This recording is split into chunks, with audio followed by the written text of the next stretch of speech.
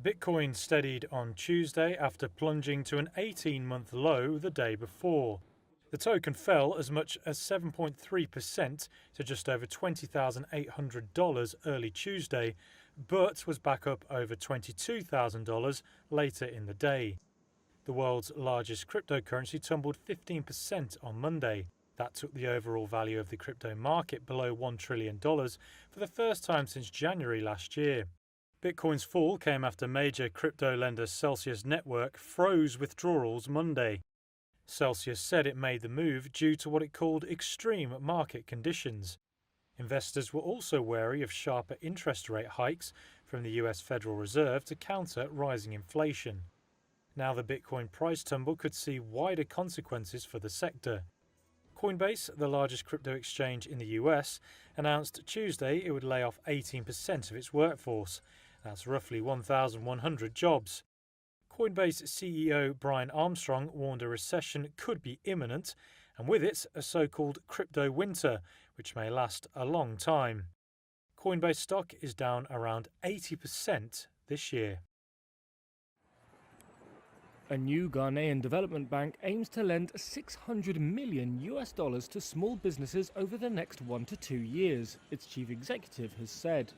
The Development Bank of Ghana, or DBG, officially launched on Tuesday, aims to help meet demand for credit and contribute to growth in the inflation-racked West African country. Speaking before the launch, CEO Kwame Duka said there is very little long-term financing available to allow small and medium-sized enterprises to grow. Companies with 100 workers or less struggle to get loans in Ghana, with a World Bank report estimating the gap between supply and demand was equivalent to 13% of GDP in 2017.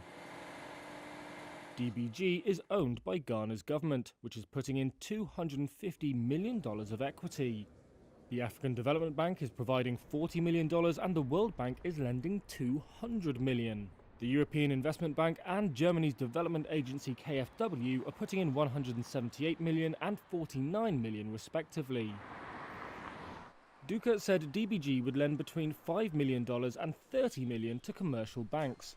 They, in turn, would make 3 to 15-year loans to small companies, ranging from $25,000 to $3 million. Duka declined to share details of interest rates, but said they would be lower than those currently available commercially. Inflation in Ghana rose to a new 18-year high of 27.6% in May, and interest rates were hiked 200 basis points to 19% the same month to try to stem the rise in prices.